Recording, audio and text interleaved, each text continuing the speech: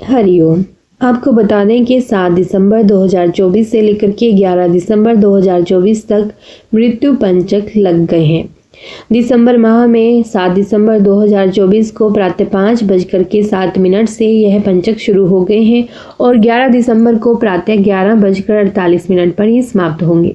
शनिवार से प्रारंभ होने वाले पंचक को मृत्यु पंचक कहते हैं। इस पंचक में दूसरे पंचकों से 5 गुना ज्यादा अशुभ प्रभाव की प्राप्ति होती है। तो कुछ काम है जो इन पंचकों में नहीं करने चाहिए। वे इस प्रकार से हैं। इन 5 दिनों में विवाह, गृह निर्माण, नया सामान, दक्षिण दिशा की यात्रा, चारपाई बुनना, लेंटर डालना, दहलीज या चौखट आदि लगाने जैसे शुभ कार्य नहीं किए जाते। विवाह और अन्य शुभ कार्य भी पंचक काल में बिल्कुल नहीं करने चाहिए। जोखिम भरे कार्य या फिर महत्वपूर्ण निर्णय, कोई भी निर्णय हो, वो इन 5 दिनों में आप ना करें। दक्षिण दिशा यम की दिशा मानी जाती है, तो इस दिन आप प्रयास करें कि इस दिशा में यात्रा 5 दिन के लिए टाल दें। कोई भी मकान बनाने से संबंधित काम को 5 दिन बाद फिर से शुरू कर लें। शिव जी के महामृत्युंजय का जाप करें और हनुमान चालीसा का पाठ जरूर करें।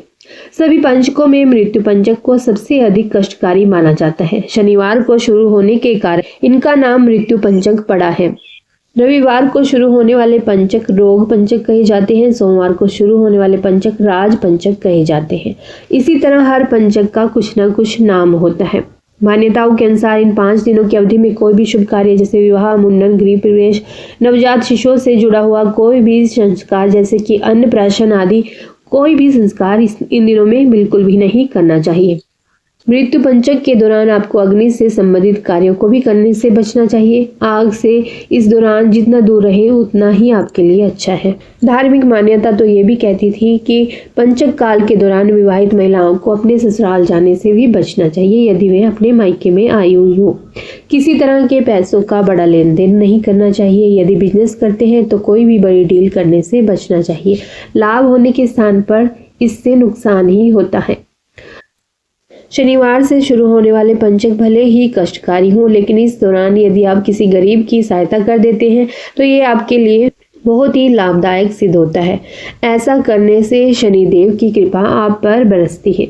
शनिवार को शुरू होने वाले पंचक में शनिवार के ही दिन आपको छाया दान करना चाहिए और उसके बाद भैरव बाबा की उपासना करनी चाहिए। यह उपाय करने से आपके कई कष्ट दूर होते हैं। पंचकों के दौरान भी परेशानियों का सामना नहीं करना पड़ता। हनुमान जी, शिव जी, भैरव और काली माँ की उपासना करनी चाहिए। शनि का दान, पशु पक्षियों की सेवा करने से भी लाभ होता है। तो आइए सुनते हैं आज की कथा। एक बार नारद जी ने भगवान से प्रश्न किया कि प्रभु आपके भक्त निर्धन क्यों होते हैं। भगवान बोले, नारद जी मेरी कृपा को समझना बड़ा कठिन है।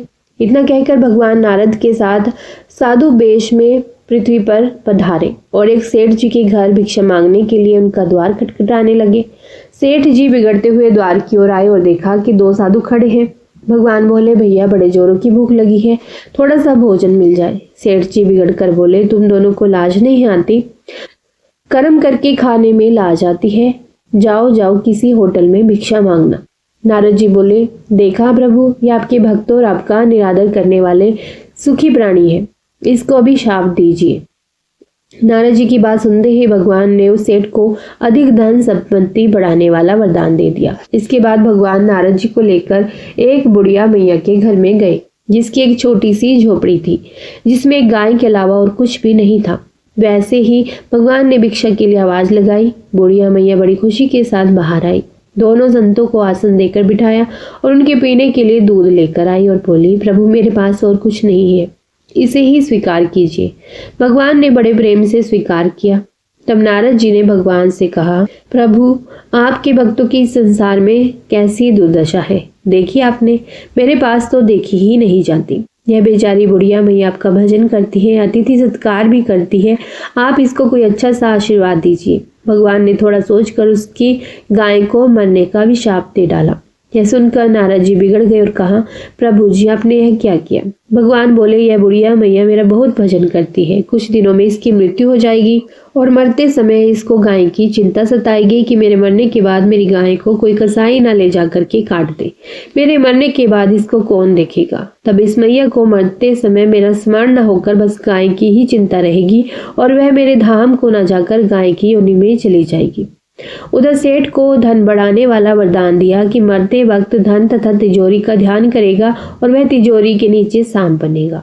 प्रकृति का नियम यही है, जिस चीज से अति लगाव रहेगा यह जीव मरने के बाद वही जन्म लेता है और दुख भोगता है। अतः आप अपना चिंतन प्रभु की ओर ही अधिक रखें। वैसे भी कहा गया है, मरते समय हम जिस चीज का अधिक स्मरण करते हैं अगले जन्म में हम वही योनि पाते हैं।